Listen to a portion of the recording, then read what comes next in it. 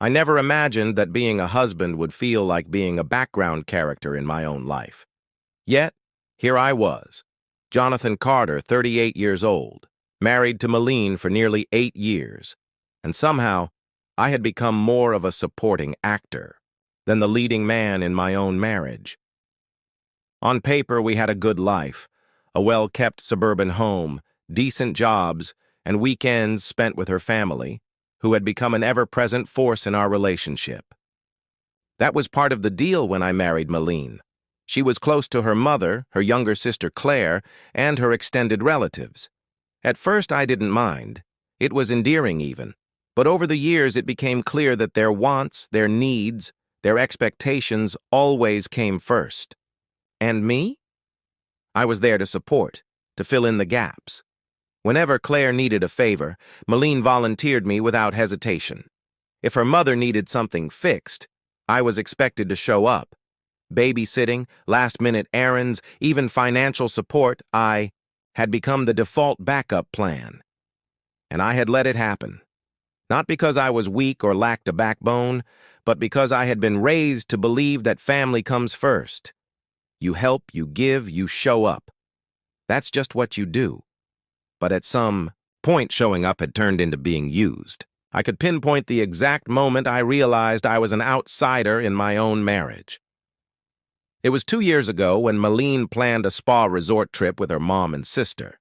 She hadn't even mentioned it to me until a week before, casually handing me a list of Claire's kids' schedules. "You don't mind watching them for the weekend, right?" She hadn't asked, just assumed. And I had done it. Because what else was I supposed to do? Say no? That would make me the bad guy. That weekend was the start of an uncomfortable realization. I wasn't a priority. I wasn't a partner. I was just a convenient option. And yet, I convinced myself it was a one-time thing. But it wasn't. It became a pattern. Every family event was planned around their schedules. I was never consulted, only informed. At first, I ignored the resentment building inside me. I told myself this was normal, that maybe I was overreacting. But then I started noticing how other husbands were treated. My brother-in-law, Patrick, Claire's husband, he never got roped into last-minute babysitting. He wasn't expected to drop everything at a moment's notice. If he didn't want to attend a family dinner, he simply didn't, and no one guilted him for it. So why was it different for me? Simple. Because I had never said no.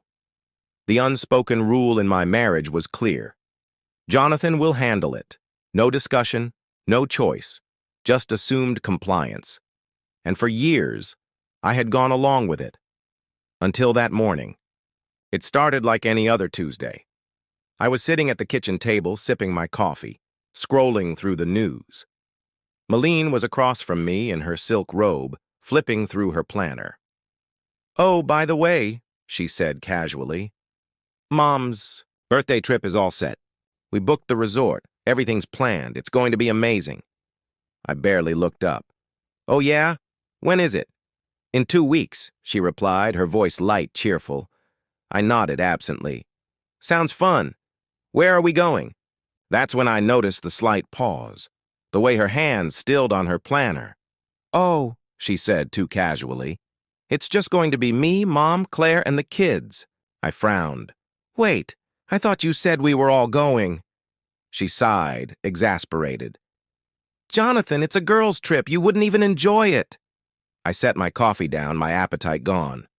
"So, I wasn't even invited?" She waved a dismissive hand. "You don't like ski resorts? And honestly, it's going to be loud and crowded. You'd just be bored." I stared at her, waiting for the punchline. It never came. Instead, she flipped another page in her planner and smiled like this was completely normal. "Anyway, since Claire's bringing the kids, we need you to watch them while we're gone." It took me a second to process. "Hold on. You planned this whole thing without me, spent my money on it, and now you expect me to stay home and babysit?" She rolled her eyes. "Jonathan, don't make this a thing. It's not like you had any plans anyway." And that was it. The moment something inside me snapped. I wasn't angry, not in the way most men would be. I didn't yell. I didn't argue. Instead, a cold, sharp clarity washed over me. I realized I had spent 8 years being a reliable, disposable resource for my wife's family, and they had never once considered that I might have my own needs, desires, or limits. I wasn't going to fight. I wasn't going to beg for consideration. No, I was going to let them experience life without me. That night, while Meline packed, for her trip I booked my own. A beachfront resort, a direct flight, a week of silence. I didn't say a word, I simply waited. The next morning, as they arrived at my doorstep with Claire's kids expecting me to open the door, they found nothing but a locked house. By 7 a.m., I imagined their confusion. By 7:30, their frustration. By 8 full-blown panic. Meanwhile, I was already in the air, sipping an overpriced airport coffee, watching the sunrise over the ocean, and for the first time in years, I felt free. Later, when I finally turned on my phone, I was met with a flood of missed calls and angry texts. "Jonathan, how could you do this to us?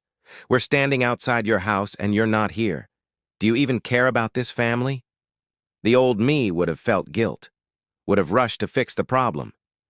But now I just smiled, because for the first time, I saw their words for what they were. Not concern, not disappointment, control. And I was done being controlled. I leaned back on my balcony, listening to the waves. I wasn't sure what would come next. Could I go back? Could I ever be the same husband who was taken for granted? The answer was already forming in my mind, but not today. Today I was going to enjoy my vacation, and for once, that was enough. For the first time, I had done something they never expected. I had chosen myself. I imagined the scene back home, Meline pacing in the resort lobby, her phone glued to her ear, growing angrier with every unanswered call. Claire struggling to wrangle her kids, realizing for the first time just how much work 3 toddlers actually were without a free babysitter. And my mother-in-law. Oh, I could already hear the dramatic sighs, the exaggerated complaints about how Jonathan had never been this selfish before. Good. Let them scramble. Let them deal with the mess they created. Because this wasn't just about one vacation. This was about years of assumptions, years of being the default option for everything. And now that I had broken the pattern, they didn't know how to function. It was almost funny. I finally picked up my phone around noon. Not because I cared what they had to say, but because I was curious. I scrolled through the texts, pausing when I saw one from Meline. Meline. "Jonathan, you need to call me right now." I smirked. "No, I don't." Meline. "I don't know what's wrong with you, but you're ruining this trip for everyone. The least you can do is explain yourself." "Explain myself? Explain what? That I was tired of being treated like a live-in babysitter instead of a husband. That I was done being left out of decisions that directly affected me. I wasn't about to waste my breath." I kept scrolling. Claire. "Jonathan, we need you to come back. This isn't fair to me or the kids." Fair? Oh, so now she wanted to talk about fairness? Where was that energy when I was expected to drop everything at a moment's notice for her convenience? I didn't bother responding. Then came the guilt-tripping texts from my mother-in-law. Mother-in-law. "I can't believe you would do this to us on my birthday trip. I always thought you were a good man, but this is beyond selfish." Ah, there. It was. The classic "I thought you were better than this" tactic. I rolled my eyes, setting the phone back down. They could call me selfish all they wanted. They could play the victim all they wanted. But deep down, they knew the truth. They had used me for years, and now that I had set a boundary, they didn't know what to do. I made my way down to the beach, grabbed a lounge chair under the shade of a palm tree, and ordered a drink. Something tropical, something cold. Because why not? I had nothing else to do. And as I sat there, the ocean breeze on my skin, the waves lapping against the shore, I realized something that changed everything. I didn't miss them, not even a little bit. Not Malene, not Claire, not the constant sense of obligation that had ruled my life for the past 8 years. And if that wasn't a sign that something was fundamentally broken, I didn't know what was. That evening, I turned my phone back on, more out of entertainment than anything else. And sure enough, more messages. Malene. So that's it? You're just ignoring me? Yes, Malene. Malene. I don't even know who you are anymore. That's funny because for the first time in years, I actually do know who I am. I let the messages sit, and then, just because I could, I did something they never would have expected. I posted a photo, just a simple shot of my feet in the sand, drink in hand, the ocean stretching endlessly before me. No caption, no explanation, just proof that I was living my best life without them. I knew they'd see it. I knew it would send them spiraling, and sure enough, within minutes, my phone lit up again.